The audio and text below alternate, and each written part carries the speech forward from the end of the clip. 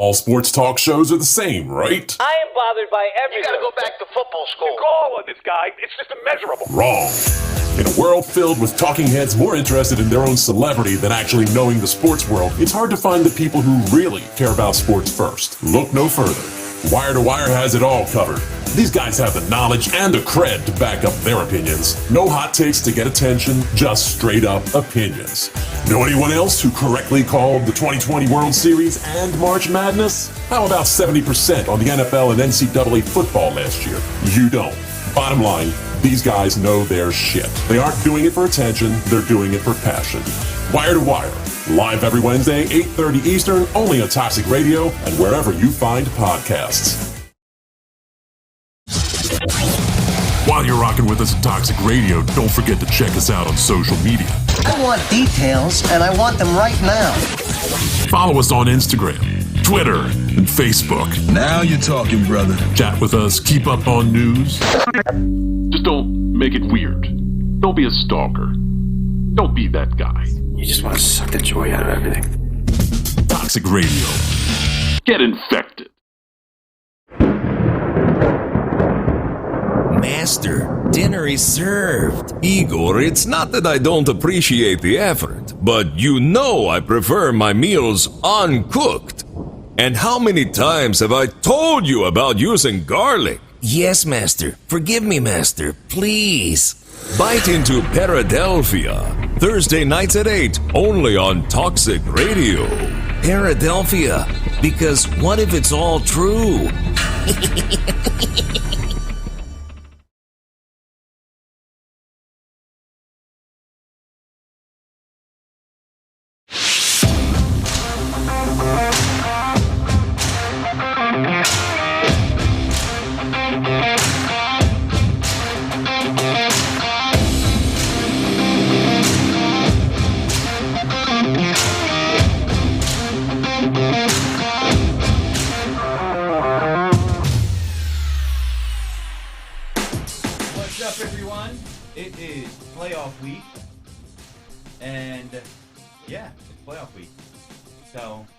With that being said,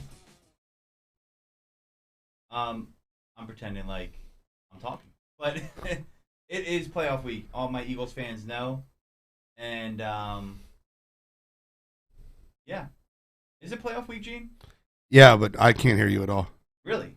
Can you hear me at all? I can hear you. Okay. Welp. With that being said, there you go. We are here now. So. Start off with the announcements. Go ahead. I was near the mic. It's playoff week. Keep going. It's playoff week. This is the Godfrey, THEEGODFREY, and this is Gene right next to me. Me! Woo! Gene, we got playoff football, baby. Playoff football. Playoff football, baby. So, with playoff football, we have a game where the Eagles are the underdog. They made it to the playoffs. Shocker. We're going to talk about the playoffs today. We decided not to do grades because why would we do? We can grade last week. Gardner Minshew. Yeah. Stud. Gardner Minshew. Uncle Rico. A stud. Guy's a stud. He is a stud. Number one Tupperware salesman in the area. I always think of him when I think of the scene from Napoleon Dynamite when Uncle Rico's throwing the football outside of the van. Uncle Rico. So that's who he reminded me of first when he first came in the league. But hey, listen, guy wants to play, so there's worse backups to have in the league. He's probably one of the better ones. Is there worse backups? Than him? I'm kidding. He's great. I love Gardner Minshew. I'm just messing with you, bro. Yeah, so we're going to talk about playoffs. We're going to give you some counterfeit green, give you some sports quotes. We're going to talk about, the NFL, all things football, and, we're going to go birds deep today. So, also, top 5 best Eagles playoff games. So we're going to go through that. What do you want to dive into first, Jim? Oh, we got to talk about the game first. We got to talk about the game. It's the most important thing. Okay. The Eagles are playing the Buccaneers this week. We're going to break down both sides of the football, break down the coaching matchup, going to break down who's injured, who's not. I got a million different things to get into for this game. What side of the ball would you like to start on? Well, I would start on let's go with defense because I really think like people are talking about offense. I think defense is going to be the underrated part of the game that's going to matter here. Well, Eagles fans, I have very bad news for you. We're going to allow a lot of points. Okay.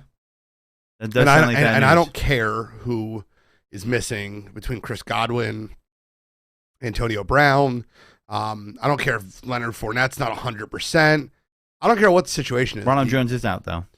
Oh, no, not Ronald Jones. But they're deep. They have Giovanni Bernard who might play. He's a decent backup. He's not a bad back. Correct. That's my point. He would start Ronald on the Jones he might be a borderline starter on the Eagles. But my thing is I don't think that Ronald Jones is a big deal. He's not playing or not. I have a You can't catch the ball, that's for sure. I have a list for you. Okay. The Eagles defense has played well and won games versus these quarterbacks. I want you to tell me which one's most comparable to the game versus Brady. Most comparable to Brady. Yeah, most comparable. We got Sam Darnold. Not comparable. Teddy Bridgewater. Not comparable. Matt Ryan. Not comparable. I mean, maybe Trevor Siemian. I mean, no. Garrett Gilbert. No. Jacob Fromm. No. Taylor Heineke. No. Although they did beat the Buccaneers. Zach Wilson. Taylor Heineke did beat. He did. He did. Zach Wilson. No. And Jared Goff. No. Okay, so I mean, Matt Ryan has had a long career, but Brady's better than him. no, Brady's better than all of them. That's not my point. Yeah. My thing is, I really think it's almost laughable that they essentially have allowed no points versus these teams, but versus teams that are very good, serviceable. Your Derek Carrs of the world, obviously Brady, Jimmy G, Patrick Mahomes, even Daniel Jones. That the teams they lost to. Dak Prescott twice. The Philadelphia Eagles defense is a soft zone defense. You cannot run that versus Brady. I have the game plan that will work for our defense. Right. And if I'm the Eagles defense, I'm playing Darius Slay on an island versus Mike Evans the entire game. I'm offering little to no help because I need the other 10 guys. You understand? I need the other 10 guys on the field. So if I hope that Darius Slay holds Mike Evans under 90 yards and 7 receptions, that's where I feel like if he's man-to-man the whole game, 6 receptions, 84 yards, I'm okay with that. Is that fair? Yeah. I mean, I think a glaring hole in the Eagles. I mean, when I look at the Buccaneers' losses, they have their 4 losses. They're against the Redskins, the Rams, and the Saints twice, right? Now, I mean, the Saints beat them 9-0 with Taysom Hill. I mean, I would take Jalen Hurts over Taysom Hill. Can I give you what all 4 of those teams have in common? Linebackers? Nope. They ran the ball? All 4 of those teams have edge rushers that get after the quarterback. You got Montez Sweat. You got Jonathan Allen for Washington. And good linebackers, you know. Jamin Davis, I get it. Yeah. But you got Cameron Jordan and that Saints defense that gets after Brady. You have Aaron Donald. Von Miller wasn't there at the time. But you have a lot of, pass rush. Mm-hmm. You have to get in Brady's face. So the Eagles can't do that traditionally. They don't have the dogs to do it traditionally. So what they got to do is they got to sell out. You're not going to stop them. Stop trying to play the bend but don't break. Mm-hmm. What you're going to have to do is create turnovers, put him on his ass, and make him try to figure out where the blitz is coming from. I looked up those I'm teams. playing mid-blitz, man-blitz all fucking game. You got to get him off a spot. I looked at those games, and one of the stats that stood out is Brady had 5 interceptions in those 4 games. I wonder why. 2, I think most of them were against the Saints, and I really one against Washington. He didn't have any interceptions against the Rams, but they got him off his spot. They were getting pressure on him. The linebackers were able to hold down the run because they'll default to the run and pass to the outside to the running backs when that happens to get the ball out quick or hand the ball off. But those teams also, especially the Saints, were well equipped to stop that counter approach. The problem is that part of our defense is. I would say the D-line and the linebackers are the weakest part of our defense. The secondary is the strongest part, right? I mean, our D-line better not be the weakest part of our defense. But weakest part is definitely linebackers, right? Yes, but they played better apparently. I don't know. I can't judge how this team plays versus bad quarterback play. Mm-hmm. What I look at them is, and you haven't seen a good quarterback Dak Prescott was a decent quarterback. He's average, but they played all backups the last week of the season. You haven't seen a good quarterback since. When was the last time they? What was the last game they played? Hold on, let me just check for you. It's been like months. I know. I got it right here. I feel like it's been I got the forever. schedule right here. I pulled it up. I mean, you could count Dak, but we sat all our starters, so I mean. Chargers, Justin Herbert, November 7th. Mm-hmm. So Justin Herbert was 32 of 38 for 356 and 2 touchdowns. I feel like too, you know, with the soft zone coverage, you give up the middle of the field and you're protecting against a big play, but the big play guys aren't going to be there. You don't got Godwin, you don't got Antonio Brown. You know, you should be able to take Cicero Grayson out and Scotty Miller, where you shouldn't have Rashard Perryman. Rashard Perryman. He's not a bad receiver. He's but a they're journeyman. Speedsters. Right. Those guys are fast. So you got to play something over the top of them. True. So you're going to have to have you're going to have to play single high mid safety. And you're going to have to leave Darius Slay alone. What about the Gronk matchup too? That's what I'm saying. You have to play single high mid safety. So that safety is going to have to cover the go route on the outside opposite of Mike Evans. And he's going to have to cover if you can't have that safety cover Gronk. Yeah, Brady is going to eat his own alive, so you got to get him off a spot. You can't just let him sit back there and pick us apart. And, you know, the defense is the key to them pulling off an upset. I will say, you know, they're saying the weather's supposed to be bad, which that could help, you know, but these are all things that, you know, it affects the Eagles too. So, to me, I don't know what is going on with, you know, people think, well, we got to outscore them. It's not really, yeah, of course, to win the game, you have to outscore them. That's pretty elementary. But we play to win the game. Yeah, I mean, this is one of these games, too, where I could see it end up being close, but I also could see it end up being farther apart because it's one of those games where I'm going to see the coach saying, like, you know, I'm not going for any field goals. I'm going for touchdowns on every possession. I could see that happen. I don't think they should do that approach. It is a thin line between whether to do it or not. You're playing with house money. So, I mean, they should go out taking all shots. But see, I a lot was made about Ben Roethlisberger's comments earlier in the week about, like, we don't really have a chance. We're just going to go out and have a good time. You know, but I thought they were genius. I thought they were genius fucking comments. And the reason I say that is because the playoffs has people playing very, very tight. In order for the Eagles to win this game, they're going to have to play like double reverse pass. Yeah. Like, they're going to have to play balls to the wall, have fun, backyard football, and go for it. You have to play aggressive. You're going to have to steal points in possessions. Correct. Yeah. And in order to do that, I don't think you should play to try to get Tampa Bay to punt the ball. Right. I think what you need to do is you need to play to get essentially a turnover, a sack, a fumble, a big play from your defense, an X play. And the offense has to move the ball. They have to get first downs. You can't have 3 and outs. You can't. The more times you give Brady possessions, the more times you're going to be going for broke. And I think they should stick to their plan. You know, I think they should run the ball. You can run the ball on them. I looked it up, a Saints game where, you know, Alvin Kamara didn't have a great day, but they ran for over 150 yards on the first game they beat them, and they were letting them, and I could give you the stats, but I don't think I have it up here still. But what was unique about it, actually I do have it up. What was unique about that game is everybody ran the ball on the Saints, on the Buccaneers. And it was a high-scoring game, actually. It was 36-27. You know, Drew Brees isn't on the team anymore, and when I look at the rushing stats, 61 for Kamara, but you have 40 yards from Jameis Winston.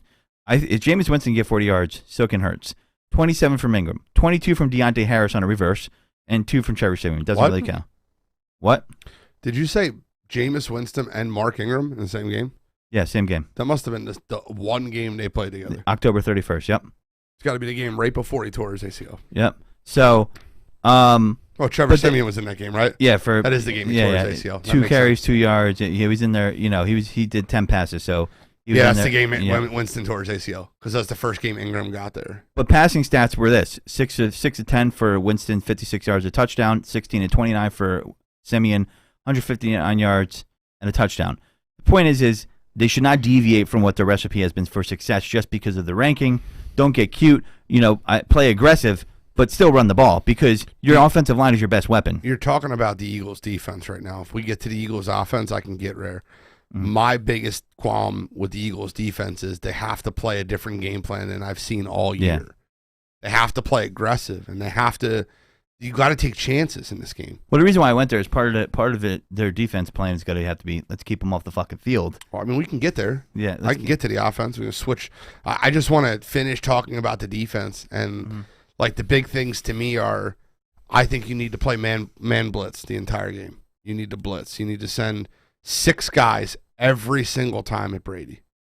Yeah, I agree. And the thing is who are they going to do that with? Who's the guy you pick on defense to send as that 6th guy? Who are you going with? It's got to be different people every time. Okay.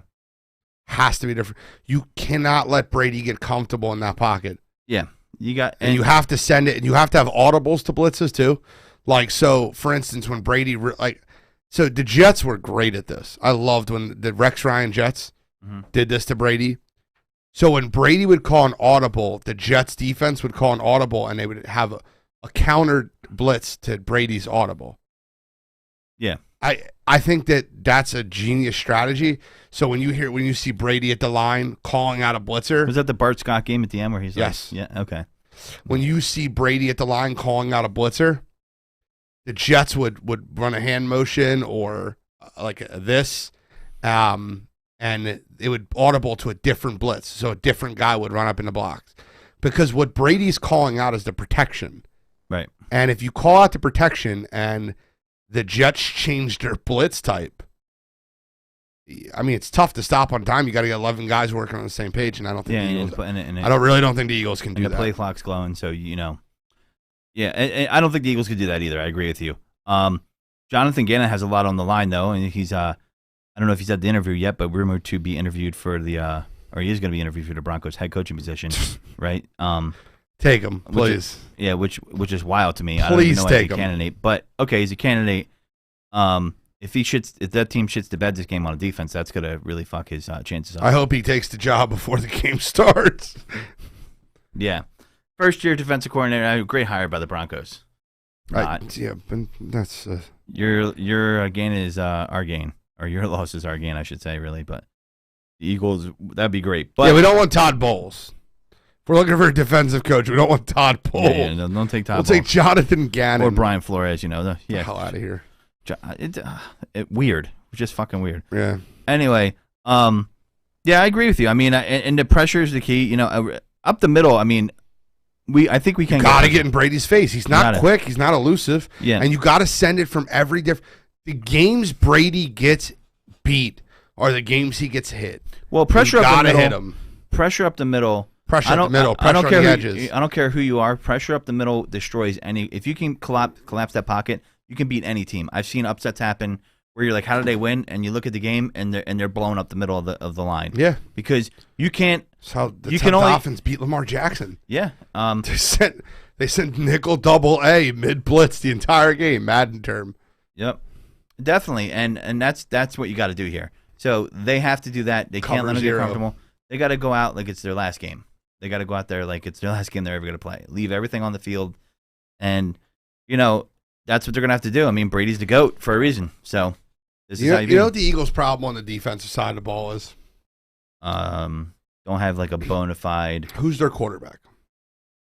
It's Singleton, right? Is he calling the plays? He's not even on the field most of the time. All right, is it TJ? It's not TJ. It's Edwards. It is Edwards. Is it Edwards? Yeah. I mean, I like Edwards. I just don't think. But like, my question is, do you really trust him and going wit for wit with Tom Brady? I'm telling you guys, do not think the Eagles are going to stop the Buccaneers. And I know the Buccaneers game plan. The Buccaneers game, I'll write it down for you guys. I'll write it down for you. The Buccaneers are going to run the fucking football right down the middle with Leonard Fournette, like they did the first time they played us. You got the first game up, Do you right? think he's going to play? Oh, he's playing. He's already activated. You have the first game up? Yeah, I have the whole schedule up. I could pull it to you. Just pull the first game up and tell me playoff Lenny's yards and touchdowns in that game. I'm pretty sure don't tell me, 169 and 3 touchdowns. He was 22 carries for 81 yards and 2 touchdowns. Receiving was 6 for 49, no touchdowns. 6 for 46. Wait, versus the Eagles? Yeah. He had only 22 carries for 81 yards? Yep, and 2 touchdowns. Wow, I thought it was going to be higher. I total yards was what I was saying, 169. He had 40 yards. 46 yards receiving, 6 receptions. So it was 20. I was about 40 off. Wow. O.J. Howard also went off in that game. Well, not really, but 6 for 49, a touchdown. And Leonard Antonio Fournette Brown had 3 touchdowns. Antonio Brown he had 2. Antonio Brown had 90. Did he have a receiving touchdown? Yeah, zero touchdowns receiving. Okay. Yeah, I'm looking at that right. Yep. Antonio Brown torched us for 9-93, and a lot of fans talk about it was only 28-22. It wasn't that close. That's not how that game played. It was not that close. It was not that close. That's not how the game played. It was like 21. I think it was 21-7 or 28-7 at a certain point. Could be wrong, but either way, they were up by at least 2 touchdowns at a certain point going into the third quarter, and it wasn't 28-7. 28-7. Okay, so yeah, those were a lot of garbage points where they were letting up. The Bucs haven't been playing well against the run in the last 5 weeks. I think because you have the linebacker that was out in Levante David. He's rumored to be back as well, right? I mean, do you think these guys are full strength or just making the playoff push? No, they've been held out for the last couple of weeks because they already locked the division up to be 100%. They're not 100%, but nobody's 100% this time of year. Yeah. But there's close to, they're going to be, like Leonard Fournette's been sitting out for a month with a hamstring. Yeah. It's not like he's like sitting out with a broken fucking leg, dude. Yeah. He's, and Jones has been ruled out. I have a feeling they wouldn't have ruled him out. Yeah, Leonard Fournette's playing. Yeah. He's fine. Brady is the type of quarterback that can make a player play better, in my opinion. Okay, yeah. And that's can he make a player better? Yes. Yeah, and Wes Walker's made a whole career of playing with Brady and Manning. Yeah, and that's why at the end of the day, the injuries matter, but not as much as people think. They're weighted too heavily, I think, in some fans' minds. Yeah. So let's move on to the offense side of the ball for the Eagles. Yeah, offense, I think, you got to take the Patrick Mahomes approach, I like to call it, by keeping Brady off the field, by running the ball, eating the clock, and you have to score points when doing such because he's going to eventually score points as well. He's going to get a certain amount of possessions no matter what. And one thing that the linebackers and the Bucs aren't good at, and I'm not sure if the Eagles have become as good as they need to be yet at this, is passing to the running backs. They can be had there, but I don't know how confident I feel in their ability to do that. Do you? Here's the problem. No, the Eagles running backs are not really good pass catching backs. Gainwell's right, all right. He's not going to play. Jordan Howard's going to play. Miles Sanders is going to play, and they're going to activate Boston Scott. He's going to be your third down back. Now, is there any talk about Miles Sanders and his hand affecting his ability to hold the ball? He said it's good enough to play. That's what he said. Okay. Which means it's not 100%. I mean, I can't kill him, though, for trying to push to get to the playoffs, though, Absolutely not. I don't kill him at all.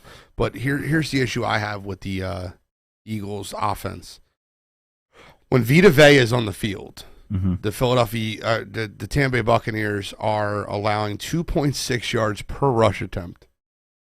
It's like the lowest in the league. He's got to be the number one run stopper in the league, right? He is. Okay. So, and then, what happens is you can't really run the ball up the middle because Vita Vea is there, right? So then you try to go around the outside, and you got Levante David, Devin White. You got, like, really fast linebackers. They are weaker on the edges, though, than they are up the middle. They're not weaker on the edges. They're stopping the run. They have some of the best linebackers in football at stopping the run. So what you have to do, and this is my strategy for the game, would be so you got Lane, you got Kelsey, Dickerson, Mailata, and then Herbig. Herbig's playing? Herbig. Is it no. Oh, is Brooks playing? No, Brooks isn't playing. Hold on, let me see. It should be Herbig, right? No. I'm telling you. I think it's Jack Driscoll. Oh, okay, yeah, he's back. That's right. I want to double check, though. So, I mean, I know they're better up the middle than they are. I'm not saying they're bad on the edges, but, you got a better shot, I think, on the edges than you do up the middle against them. Maybe Levante David isn't 100% and he's pushing through, or in the past game. But the problem is, it's going to be a mano a mano. I mean, the Eagles are going to have to go in running the ball. I mean, that's what they do well. Well, here's what Herbig is starting. I thought that Driscoll came back off IR. He's not, so Herbig is starting. If I'm the Eagles, and it doesn't matter who's starting at right guard, but if I'm the Eagles, I'm starting 7 guys on the offensive line. Okay. I'm going to put Andre Dillard as my tight end 2 to the left of Jordan Mailata. And he's healthy, right? Yeah. I remember there was a play where he's perfect. Okay. And I'm going to put Dallas Goedert on the right side next to Lane. And I'm going to run 2 tight end set. but my second tight end on the left side is going to be either Mailata or Dillard, however you want to play that. Right. And I'm going to run power fucking football the entire game. Power football. I mean, obviously, you got to mix the formations up, but that formation is in my head is what I would run, because what that protects against is the stretch play. I think the Eagles will have the most, not on the pitch, not on the dive, the stretch play, the play you're running between your left guard and your left tackle. Yeah, I mean the game tape that if you guys want to watch a game just to kind of think, I think they should be looking at the Saints' recent victory of 9-0 and seeing how it was almost like they're playing all defense. So if you score 9 points, you're going to lose. Right, that's true. But they also got to be looking at the first game too. They scored on them a lot. The Saints just seem to have their number. And I would be looking at all kinds of game film from those games, and hopefully the coaching staff is doing that, because they have to have something on them where they just. But I'm running a heavy set the entire game. I'm not the entire game, obviously, but like I'm going to run 20, 25 plays with Andre Dillard on the field, which would be absurd. Like, that doesn't happen. Yeah, why not? Like, I'd run 6 offensive linemen almost every play. Why not? I know Belichick would definitely do something like that. But see, that's me. I'm creative. I'm nuts. I get it. I don't think Nick Sirianni's going to do that. But you know what really makes that work a lot too? You run Quez and Devontae on the outside. Mm-hmm. And I want Quez, not Jalen. But you run Quez and Devontae on the outside, and you take a couple shot plays too. You take a couple shot plays off play action with Quez Watkins' speed. Yeah, well, and then you got some screen passes with 6 offensive linemen on the field. Part of the reason I like that, it's for starters, one key ingredient here to winning this game is there can't be any turnovers. Okay? You can't give extra possessions. And that kind of offense is going to lend to you not making a lot. I mean, it's possible to turn the ball over, but, if we're going to pass and run 5 offensive linemen out there and spread people, which they're probably not going to do, you're going to turn the ball over. And plus, the one thing about turning the ball over that scares me, and I'm hoping he's gotten better at this, I've seen him be chewed out by Nick Sirianni, is him fumbling. Jalen Hurts holding the ball like a fucking loaf of bread. It won't happen. I'll tell you why it won't happen. He's a son of a coach. Mm-hmm. He's a hard worker. And the way he responded to Nick Sirianni yelling at him, to me, guy's played for Saban. He's played for his dad. He could take a hard coaching. Yes, 100%. And that's good. And I think he'll learn from it. I love Jalen Hurts, the person. Mm-hmm. He's just not at this point in his career, which I'm not ready to give up on him at all. He's not at this point in his career. He's not a prolific passer of the football. His intangibles are awesome. His leadership qualities are awesome. They're going to play hard for him. The Eagles need to go in this game like nothing to lose. Yeah. And like really need to have a mindset of, I don't care what the Bucs are not good at. Like, people say the strength of the Buccaneers is their front seven and their secondary is their weakness. So we should pass the ball more. I disagree with that completely. Yeah, because a front seven will hide your secondary's weakness. If you need to see the ultimate example of that, watch the Super Bowl against the Giants where Brady lost. Their secondary wasn't that good that year. Their front seven, especially the front four, dominated the offensive line that game, and that's what helped really win them that game. If you look, I think if you wanted to bet the game and you thought the Eagles were going to win, you should parlay it with the under, because if the Eagles win this football game, it'll be a ground and pound type game. They're not going to win it in the air. They're just not. How about a few trick plays, an onside kick or something? Maybe not onside kick, but yes, 100% some trick fake plays. Field goal, fake punt, something like that. Yes. And whatever the stops, you have to pull out. Yeah, I agree. Like, it's funny, but I mentioned the Water Boy, and it's a joke, but last game of the year, can't hold anything back now, Brent. I know. Yeah. But, like, for the Eagles, it's the last game of the year. What are you holding back? If you win this playoff game, you're not going to make the Super Bowl. The Eagles aren't winning the Super Bowl. No. But if you win this playoff game, that's huge for a lot of reasons. One, gives you national attention. You get another football game. It's funny. These players get paid $46,000 a playoff game? That's flat across the board? Yeah, flat across the board. It's bonus. They get paid essentially their salary, and then they get $46,000 for the first 2 rounds. Okay, so it's on top of what they're... Correct. Gotcha. $64,000 in the conference championship, and they get $75,000 to make it to the Super Bowl, and another $75,000 if they win. So every week, some of these guys that are on the not practice squad, but like the 53rd guy on the roster, that extra guy. That's big to them. 100%. Yeah. I mean, you might be able to surmise that's why, you see some people come out of nowhere in the playoffs sometimes. You know what I mean? Like, who the fuck is this guy? You know? He's playing for Bagels, bro. Yeah. Damian Williams in against the Niners 2 years ago. He was a decent guy, but he wasn't. He had a hell of a game. I felt like I've talked a lot about the Eagles' strategies on offense and defense. I want to sit back. I want to hear your strategies on offense and defense. Tell me your opinion on how the Eagles can win this game. Offense, defense. I felt like I've won a lot. I just want. I mean, it's along the lines of what you're saying. I mean, you got to play. You don't want to play conservative, but you have to play smart. And they got to stick to what they're doing, but they're also going to have to throw a few wrenches in there. I like the idea that you brought up about bringing Diller in as the other tight end. You're going to have to run the ball. I think you're going to have to throw the ball a little bit to running backs. I want to see some screens in there. Whoever it is, Boston Scott, I don't care. Miles Sanders, he's definitely not going to be Jordan Howard. And you need to do that. You got to keep them off their feet. You got to keep that linebacker core spread out. You don't want them crowding that line. You know what the problem with that is, though? Throwing the ball to Boston Scott on screens. Mm-hmm. The big problem I see with that is every time he's in the game, you're going to kind of know it's a. Yeah, that's why you got to mix between. I don't think it's a bad idea to get Kenneth Gainwell mixed in there for some passes. Even Miles Sanders, even though he's got hands of stone, I feel like you got to execute the game plan and use the soldiers you have to execute it. And I think that's going to have to be part of it to move the ball. You can't just run the ball 50 times. It's not going to happen. So what are you going to do outside of that? That's where when you wait till the Bucs really get in the box and they really start run committing, and that's where you hit them with the play action. I feel like that's why you got to stick with it. I feel like in order to win this game, Quez Watkins has to have a 50-yard touchdown. Okay. Like, I feel like that has to happen. Yeah. What if something weird and Jalen Reagor scores a 50-yard? That's fine. I'll take that. I'll take it. Yeah. So something crazy. Did you see the stat about him and Henry Ruggs? No. Oh. What was the stat? Henry Ruggs finished the season with 446 yards. And, of course, Henry Ruggs finished with more. Henry Ruggs finished 8 games, 446 yards. Mm-hmm. Jalen Reagor finished the season with 285. Massive disappointment. It's an understatement, really. But, yeah, I think, and I know this sounds crazy, but the intangibles are going to come into play here, right? Like, special teams are going to have to be tight. You can't give up any freebies against this team.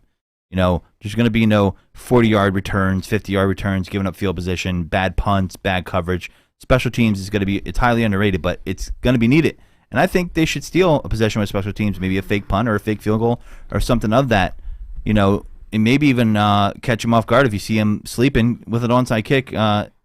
Second half, first part of the game, whatever you want it to be. I wouldn't recommend doing it off the, if you end up having to kick off the first part of the game doing it. But, defense. You always do it off a score. Right. In my opinion. And I'll tell you why. Because you got Brady on the sideline ready to come back and try to match the score. Right. And you piss him off even more, which I love doing. I think that you get him frustrated that he's sitting on the sideline, and then you run, and then you wait 40 seconds. And then you run, and then you wait 40 seconds. Yeah, you want to freeze him out. Yeah. Yeah, and so I think like we said the other week, have a puncher's chance, but with defense, we're gonna need some plays from the secondary because they, big play Slay, maybe he could pick one off. You got some inexperienced receivers out there outside of Perryman. Perryman's not a world beater, but serviceable, and you got Evans, who is great, but he's not a burner. Evans isn't really a burner. He's a big guy. He's a high point ball guy. And, we're going to need some plays out of the secondary. You're going to have to get a couple turnovers, in my opinion, because if you look at the games where Brady's lost this year, that's been the recipe. Against the Rams, they didn't get the turnovers, but they got the pressure on the QB. Aaron Donald was getting in there. Floyd was getting in there for the Rams, and that's the same thing we're going to have. You don't necessarily have to get the sacks, but you have to hurry him and get him off his spot where he's getting rid of the ball like half a second earlier maybe than he really wanted to, so plays can't develop down the field when they're running routes. You want to get enough pressure where you're not letting these receivers finish their routes. I mean, I don't think it's just them finishing their routes. I think it's more of, it's like, I hear your point, ready? Mike Evans and then a bunch of guys that aren't really that great. Brashard Perryman, the guy that never played college that you bring up last week. Segura Grayson. Yeah, still don't know his name. It's not worth me knowing his name. Rob Gronkowski is another weapon on their offense. They're going to throw the ball to their running backs, Leonard Fournette. I think he had like 45, 50 receptions in the first 14 games of the season before he got hurt. I don't think the weapons is the issue. I think Brady's going to read the Eagles defense easily and pick it apart. Yeah. Which is why, like, I understand your point. And, like, I want to see aggressiveness because, I mean, what do you have to lose? I mean, correct. But it's almost against your point. Yeah. Like, you're saying that you want them to not, like, lose yards in special teams and they got to really be. I don't. Well, I mean, like, not giving up stupid plays like, you know, the coverage is lax or you're unprepared and you're giving up field. The coverage is lax and stupid plays are two different things. The coverage is lax is them knowing what the hell they're doing and then just sitting back. Stupid plays, I don't think there's no such thing in this game. I want to send a kitchen sink at this team. Right. I want to send it we just everywhere. haven't seen that. That's the problem. Correct, and that's the point. Yeah, I mean, D-line has to dominate, right? I mean, and that's really, I mean, that's where it's at. It's going to be the trenches. I mean, as unsexy as that sounds, I really think it's going to be the trenches. And I think our O-line's better than their O-line. Bucs have a good O-line too. But the question is, they know what we're going to do. Can we? But see, the problem is our O-line doesn't line up versus their O-line. So if our O-line is an A+, their D-line is an A-. And if their O-line is an A-, our D-line is a C+. And there's too big of a gap between that. Yeah. And that's the issue you run and into. this is the team I didn't want to face, right? I said that last week. You know, there's any given Sunday it could happen. I mean, every year we watch the playoffs, right? And there's always gotta admit this it would team be the won't most lose. satisfying win outside of Dallas. You knock Tom Brady out, that's the most satisfying win, so you might as well take your shot. Yeah, I agree. And the thing is in the playoffs though, we do see people every year say this team isn't going to lose. No way, and it happens. Last year the Browns were underdogs. They went into Pittsburgh. They're having COVID issues, and they rolled them in Pittsburgh. Hey, I had Cleveland outright in that game. Okay. They were underdogs, though, right? And they rolled them. They didn't win by a few. They rolled them. They're up 28-0 in the first quarter. I was watching. I was like, "Holy shit!" 28-0 in the first quarter. Yeah, unfortunately. Well, speaking of crazy playoff games, why don't we get into our favorite 5? Okay. All 5 games. I'm gonna go first though for the 5th. Okay. We'll go 5-5. Oh, top 5 playoff games for Eagles history. Yeah. Yeah, you go first. I'm ready. Top 5 playoff games for Eagles history. We'll go 5-5, 4-4, and then we'll just go down the list, right? Okay. So my number 5 isn't exactly a playoff game. So I kind of cheated. Not a playoff game, okay. But in any light, it was a playoff game. Okay. Week 17, 2008, the Philadelphia Eagles are Oh, I know. Okay. the Philadelphia Eagles are hoping for a miracle.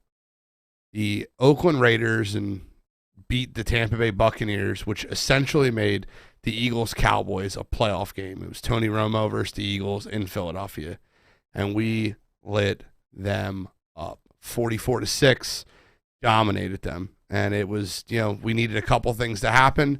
It was very similar to the Steelers needing the Jaguars to beat the Colts. It reminded me of that, actually, when the Jaguars beat the Colts this week. But that, to me, was a playoff game for the Eagles. They needed to win to get in. It was essentially a playoff game once the Buccaneers lost their game. And, Eagles-Cowboys. Yeah, I remember that 08 game that the Bucs lost, and it was a 31-24 game. I'm looking at it right now. I remember it because there was a couple long runs. Big run. Was it Charlie Garner? Michael Bush. Michael Bush. 27 carries for 177 yards and 2 touchdowns against the Buccaneers. I thought it was the swan song of Charlie Garner. I'm just kidding. And they that was Jamarcus Russell was playing that game too, and he found a way to throw 140 yards for 2 TDs. So they lost to Jamarcus Russell. He has the funniest story of all time. Do you hear about his DVD story? No.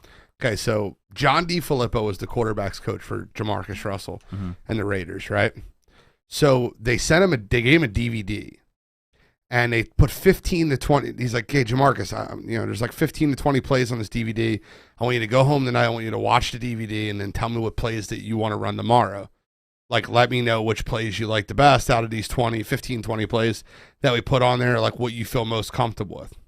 So they sent him home with the DVD. He comes back. He goes, "Hey, question, what plays did you like?" "Coach, I can run them all. I'm good." "All right, well, was there specific ones that you liked?" Or he's like, "Coach, I'm good. I watched the tape last night. I can run all those plays. I'm super happy about it. Like, we're good." So John D. Filippo looks confused, puzzled, looks around the room. He goes, "It was a blank DVD. There was nothing on it. They were testing him, and he didn't watch the DVD." Jesus Christ! They knew they were fucked once that happened. Yeah, it's exactly what he said. We really knew we were in a lot of trouble after that situation. But that's my number 5. Eagles, Cowboys. I would have put my house on the real estate if I was him, on the real estate market if I'm in right after that conversation. Like, hello, real estate agent? Yeah, I'm going to be moving soon. Yeah.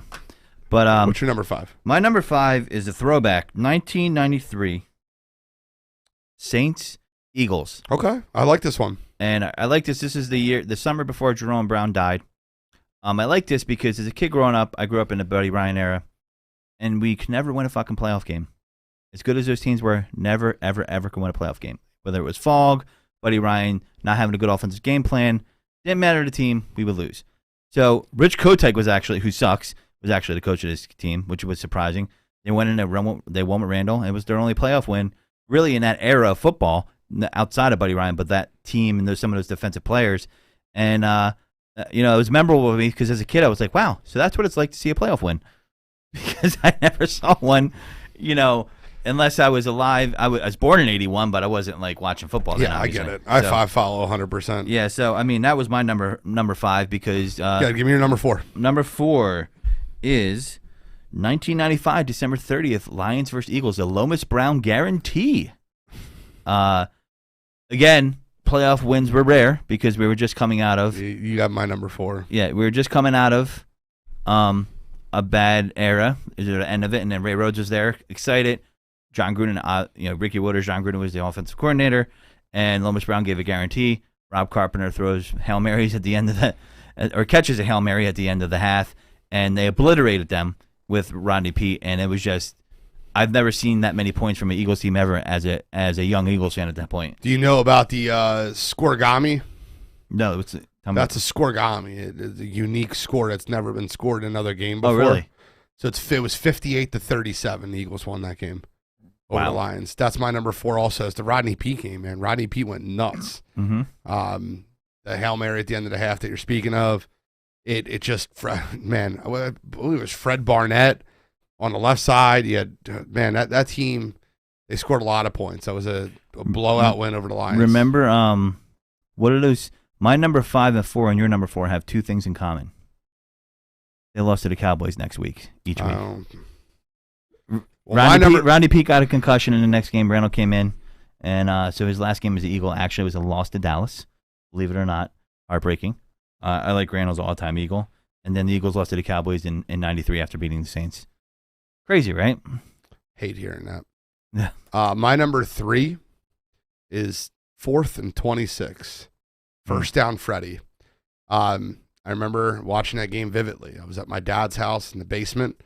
I was behind the couch. I was pissed off. I literally was behind the couch. I'm not kidding. It's not a joke. I was sitting. Is that where you usually went when the game went wrong? Yeah, like I was sitting behind the couch, like watching with my elbows on the top of the couch, just waiting for the game to be over. It was 4th and 26. It was the last play. I was ready to walk out of my dad's house, and he connects on the 4th and 26. Now, what a lot of people don't remember is they came back and tied the game. They went into overtime. Right. So he still had to win it. And Brett Favre threw up I don't know what the hell he was thinking, dude. Neither do I. He threw up a bomb, and Brian Dawkins caught it like a fucking punt. It was like he was playing center field for the Phillies. Yep. It was the biggest can of corn I've ever seen in a football game. And then the Eagles went on to win that game in overtime. But first down, Freddie, 4th and 26. I'd like to thank my hands. Yeah, well, he was a nut. He was a nut. He was absolutely crazy. Yeah, and that was one of a string of many horrible wide receiver first-round picks or second-round picks by Andy Reid for a long time. We're still doing that. It's ridiculous. We're still doing that. 2 receivers that went after Freddie Mitchell in that draft was Chad Johnson and Reggie Wayne. Yeah. I knew Chad Johnson. I knew Reggie Wayne, too. Yeah. You got to give me more of 1 second. How you going to ask me a question and say the answer real quick? 2 receivers that went after him where... I'm like answering. He's like, yeah, it was Chad Johnson and Reggie Wayne. Meant to say it was rhetorical. My apologies. So my number 3 is the same thing. First down, Freddie. Yeah, FredX, baby. FredX. FredX on Saturdays and Sundays delivered. Yeah, I used to see him at the club back in the days. Like he would be out there. He was always out there partying. I believe he got in trouble for getting weed sent to his like rib joint he used to have at one point. Not a smart guy. Definitely was full of himself.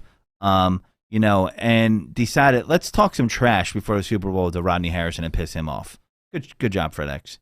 Yeah, you can't be talking shit when like it's so funny. That year he played. I don't know if it was against the Falcons or the Vikings where he caught that errant deflection as a touchdown in the playoffs. It was versus the Vikings. I was there. Yeah, and I'm like, it's just like I don't know. He was Johnny on the spot, and then claimed he had 2 touchdowns that game, and in his head he was amazing. Unbelievable. It was versus the Vikings, though. Yep. Give me your number 2. My number 2 is the Eagles 2004 championship game. Okay. I remember it because one of my favorite moments from that game was watching Algie Klumper ass up in the air because Brian Dawkins assassinated him. And I believe that was the same game where Michael Vick said, that's the hardest I've ever been hit by a human being. Yep. It was down the sideline.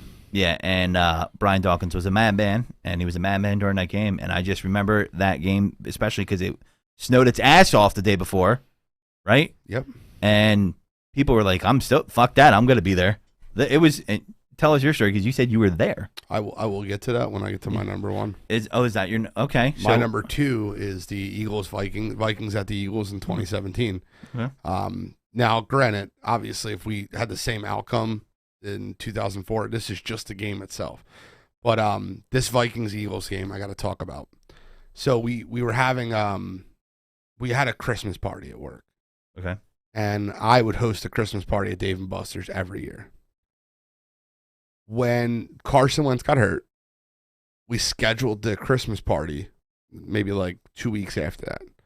Nick Foles looked terrible versus the Raiders. We're like, the Eagles never going to make the NFC Championship game. Oh, yeah. So don't worry about that. So we'll have the Christmas party. It had to be a Sunday night. So we scheduled it Sunday, January 21st. Well, right place to get stuck to watch the playoff game, right?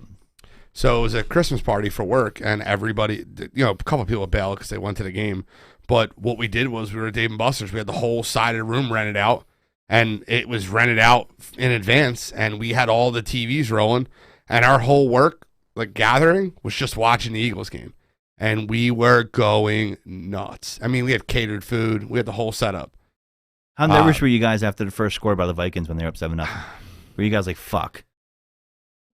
Not yet. I think the Patrick Robinson interception and he ran back for a touchdown was that was the loudest I've ever I'll never forget that. Heard Dave & Buster's. I know, running across the field. That's my number 2, and it's because of how awesome that was. We had the Eagles chants going.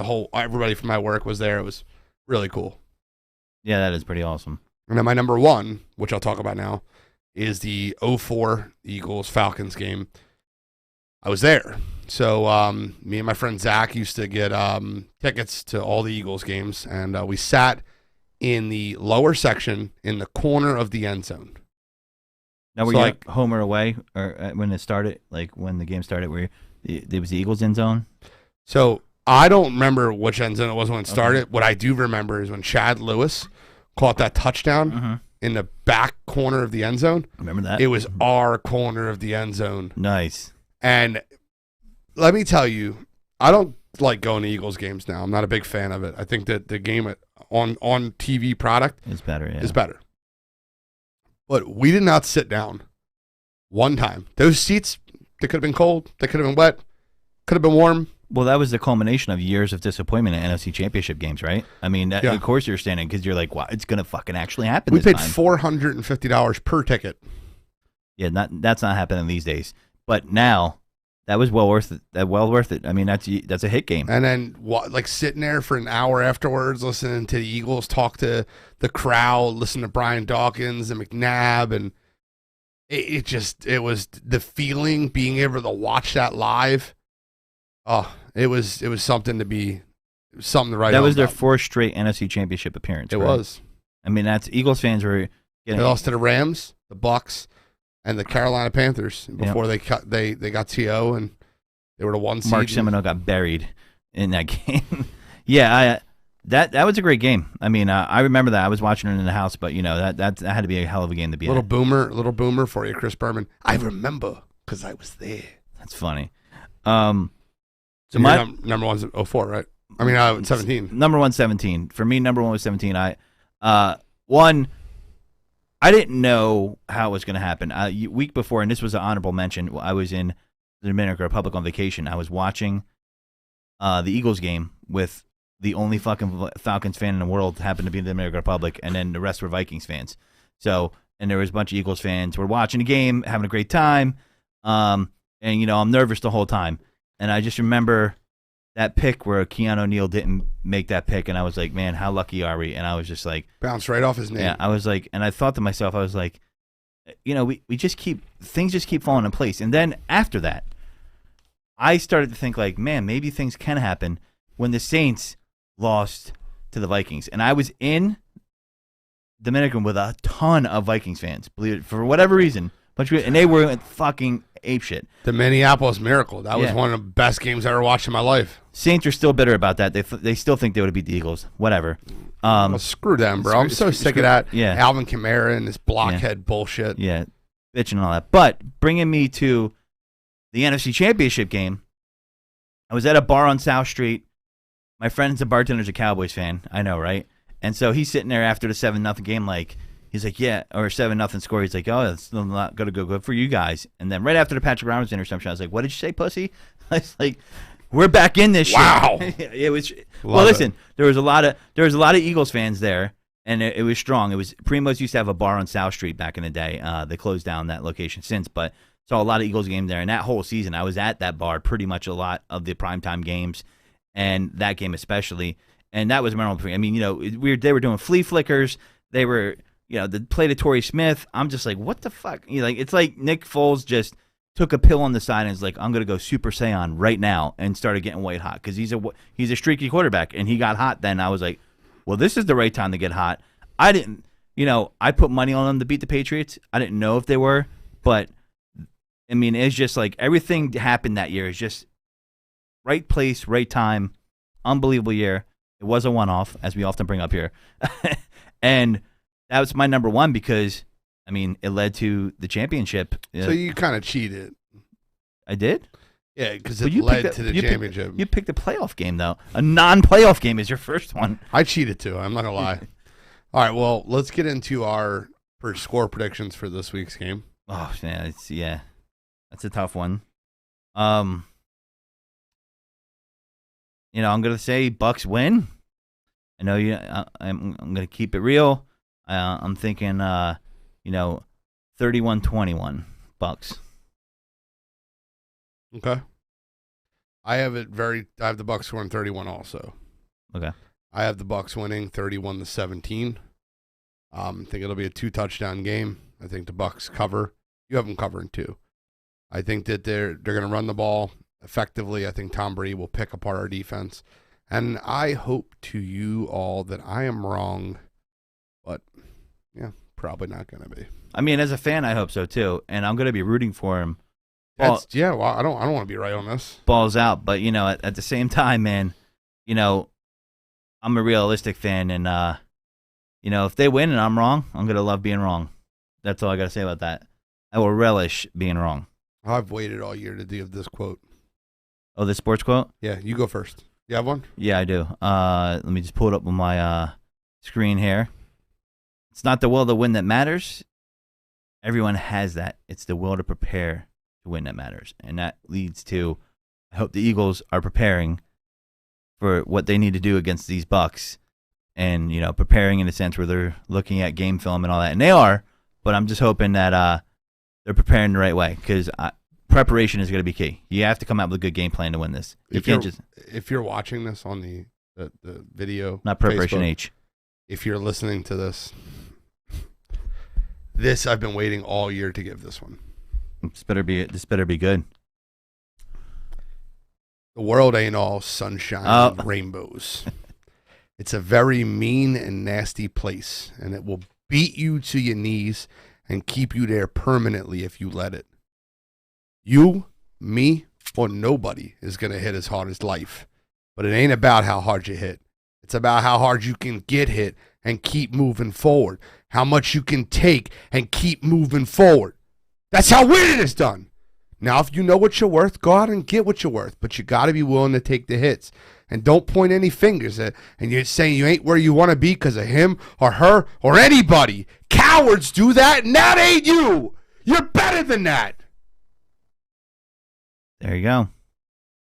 Waiting all year to get that one. I was looking for the bell, but I can't find it. So it's right there, brother. We're Right next gonna, to where the microphone that you should have used. We're gonna do Fight. Yeah. Which microphone? That microphone? No, you should have used this one, the one that was supposed to be yours. I thought. Oh, that one. Oh yeah, that's what happened. So. Did you just notice that? I did. That's amazing. I did just notice that. So. What's your counterfeit green this week? My counterfeit green, and this goes out to a lot of Eagles fans. A lot of us didn't know what was going to happen before the season started. We had our guests, we had our sides, we had our picks. My counterfeit green are the people that want to hold on to their opinion and not admit they're wrong. Gene's not one of those, because he has, and I've done that before myself on this show because we pride ourselves on that. We're not going to take a troll take and just die with it, even though when you know it's wrong. You know, it's the people that are hiding from those takes that I want to call out, and they're counterfeit green. That's kind of in life, man. In life, people don't want to admit they're wrong. Right. I have no, it's sports. We're predicting sports. Right. Like, we see what we see, and if we're wrong, we're wrong. I would love, nobody will be rooting harder on Sunday for the Eagles to win that football game and for me to be wrong. Look at it. I'm sorry. Yeah. That's a very good counterfeit green. Yeah. I mean, you know, and in fact, the way it turned out and expected to turn out the way, if you told me at the beginning of the year this trade would look better for the Eagles than it did for the Colts, and the Colts would be out of the playoffs and the Eagles would be in the playoffs, I would say you're smoking the biggest crack rock ever. I would yeah, right. So I'm not going to sit here and say that's what I thought was going to happen, because no, I was like, playoffs? Are you kidding me?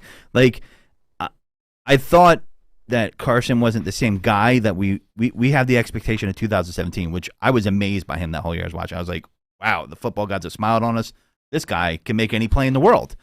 So, unfortunately for him, I think injuries have taken a little bit of his athleticism away. But, you know, a lot of people were like, no Jalen.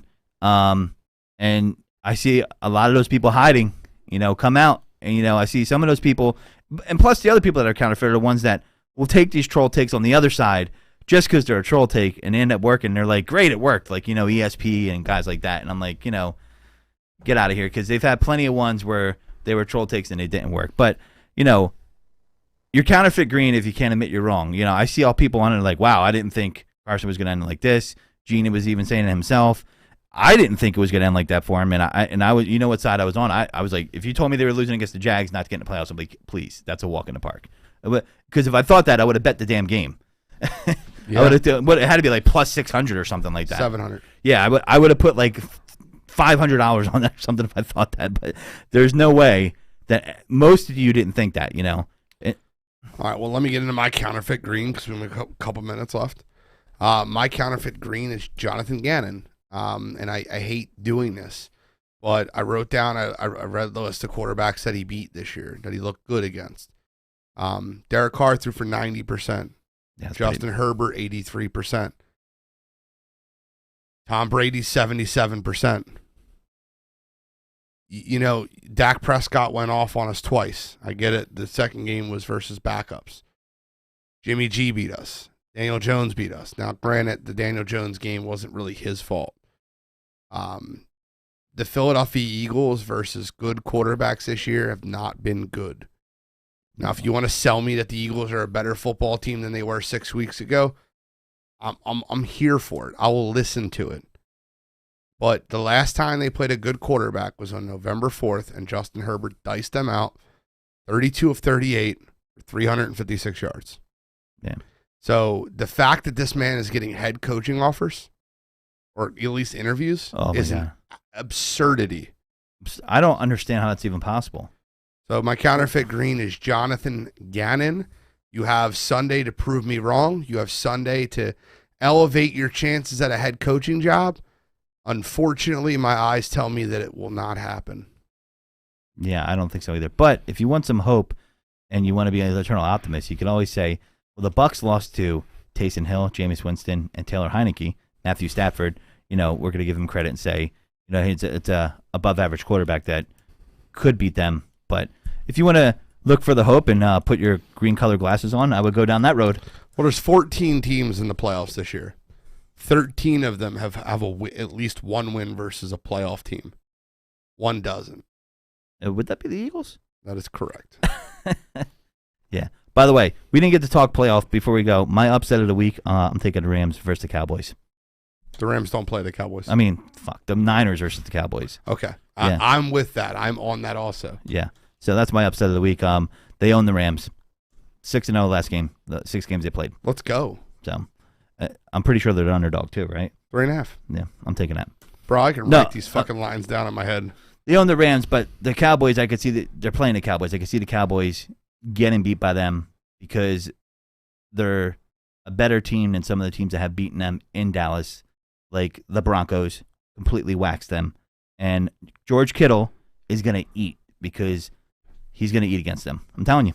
He's going to have 100 yards for George Kittle. Mark it down. I'll mark it down. I would love nothing more than an Eagles win and a Cowboys loss back-to-back games on Sunday. So if the Eagles lose, just know Cowboys and Eagles players will both have the same tee times next week. So that's all I got this week. You got anything else, Gene? No, sir. So thanks for listening, folks. You can catch this on Amazon Music, Google Podcasts, iTunes, Stitcher, iHeartRadio, you name it. I'm on every Thursday as well, 6 to 7. Gene's on every Wednesday, 8:30 to 10, talking all things sports. We just get silly on Thursdays. You can catch us on all the platforms. Thanks for tuning in. Sharing's caring. Let your mom know about us. Take care. Brush your hair. And this is the Godfrey not saying goodbye. Just saying take it deep.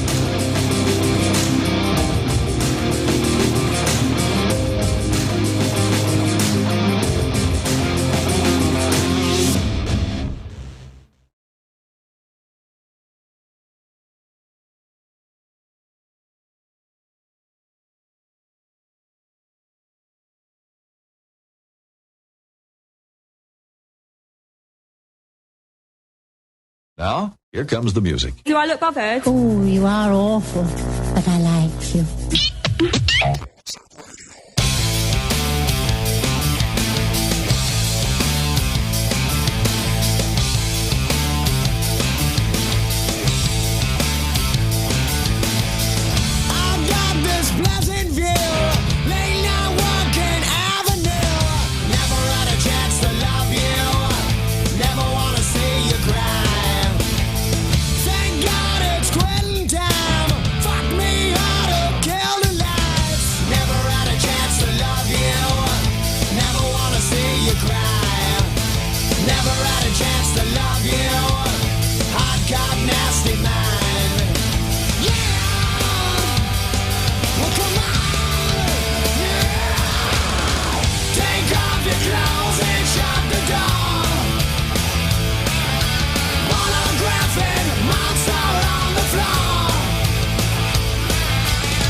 That's what you like, oh, come some more.